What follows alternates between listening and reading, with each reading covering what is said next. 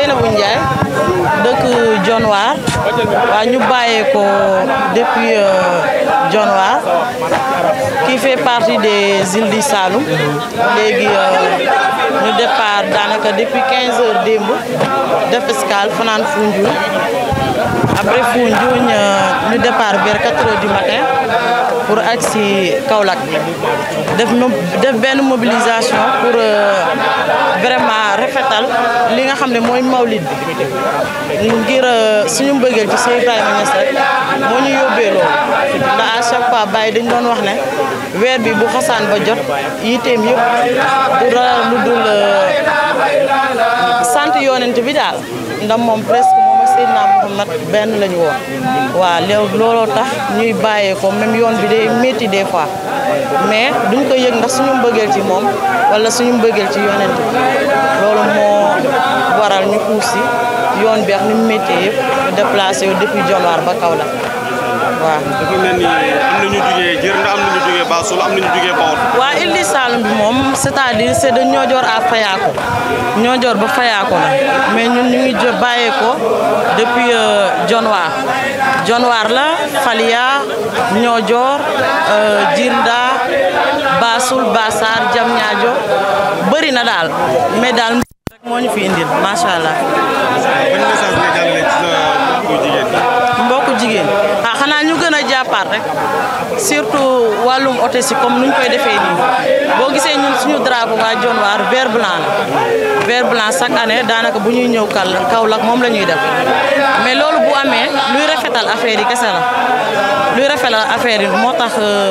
ñu koy defee noonu chaque année pour rek muy gën a rafet waaw incha allah ñu gën a góorgóorlu daal pour gën a rafetal affaire ci séeréer nuyu sa mbokk yi. séeréer simna in waaw. ok waaw séeréer mi simna nun fop simna andun fop ka hatuna Fayako bo a Niodior bo Fayako i mbase yo leng machallah i dadle a goɗa goɗe a ɗomay tamit ɗome i mbusoom ten ɓisuude in me depuis Dionewar bo meke presque i way départ vers 15 heures faak mbe'it Foundiougne pour cungit maxa fa caate lakas ke yen cungirna fa den bo 4 heures du matin ten i départ idu nu nge heure fane i mbadidna i vraiment refa ka andoona nga i dadle a nanga ɗoma trop mais i nangirano sentir a i mbu'in na Baye Niass rek ten na ɓeka ina ka i aca i ngeɗana fop mawlid jam daal inchallah ñu ngi sant yàlla di sant yoru gërëm ci yonent bi julli ci yonent bi sallallahu alayhi wa sallam di sant Baye di sant mbooloo mi fi teew ñëpp di ñaan yàlla fekke nañ ko daaw fekke ko ren nañ ko fekke déwén yàlla bu mu nekk suñu mujjanteelu yoon yàlla luñ ci def yàlla ñu ko yàlla nangul suñ ci defee lu ñaaw yàlla ñu ko yàlla baal te fulandil ñu ko liñ ci wax itam suñ ci juumee rek te ñu xam ne nit moo motul puisque nit moom motul ci lim xam rek la mun a wax ak lim fekkee waaye lim fekkee wal mënu ci wax dara mbiru gaal yi nag ñu ngi ci sant yàlla bu baax di kontaan di wax ne mbir mi bi mu nekkee bu njëkk ak léegi dafa yokku dafa gën a am doole te dafa gën a am xaal bu njëkk bi biñ koy def boobu ñun ñii duggaguñ ci faydu bi boobu waa Jër Nda ak waa Diamniadio ak waa Bawut rek la boobu Foundiougne lañ doon yem jël oto ñëw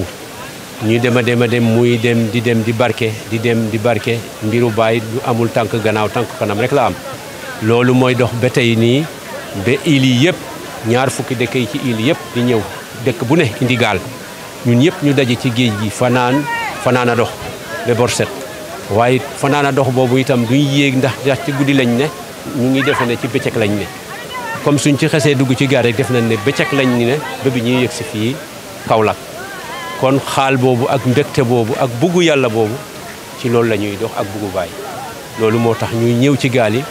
moo ñu gënal oto yi sax te moo ñu dakkal oto yi te ci la ñu gën a am fiix parce que su nekkee oto bi dina xat dina tàng waaye géej gi moom amul tàngaay amul xat-xat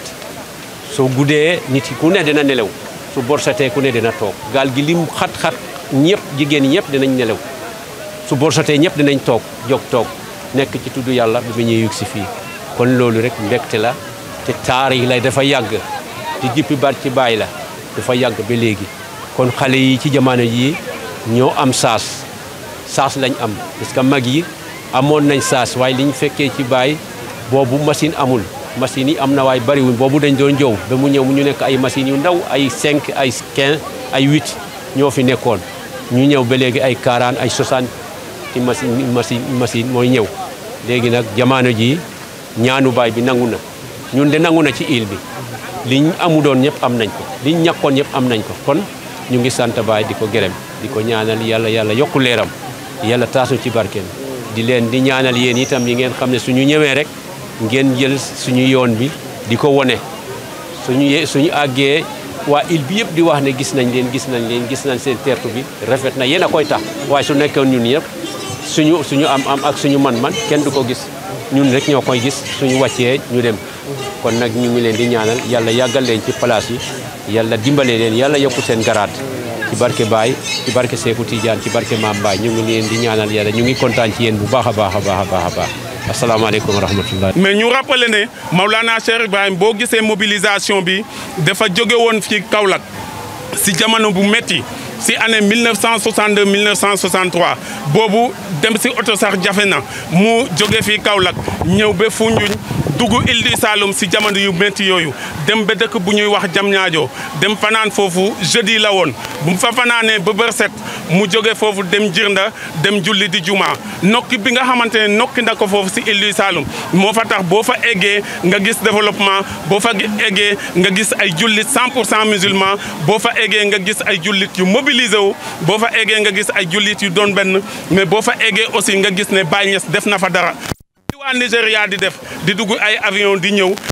la ñuy def di dugg ay gaal di ñëw donc loolu mooy historique bi nga xamante ne moo waral mobilisation bii ngeen di gis mooy waa Gandoul Baye di ko def ñu ngi leen di gërëm di leen sant. asalaamaaleykum. Baye Mbaye MC suñu xarit suñu lépp doon koo xamante ne wax naa ko sànq 2021 moom moo formé Gandoul Baye Niass mais absence am dafa tukki mu ngi États-Unis nii mu def nii mais lépp loo xamante ni ñu ngi koy def ñu ngi coordonné ak moom ñu ngi waxtaan ak moom ba démb si guddi rek lañ mujjee di coordonné mu ñuy jox ay instructions koo xamante ne war nañ ko gis fi gis nañ ko lépp lu mu war a yëg na ko orientation bu mu war a joxe aussi joxe na ko te ñun aussi topp nañ orientation yooyu pour doxal ko nu mu waree asalaamaaleykum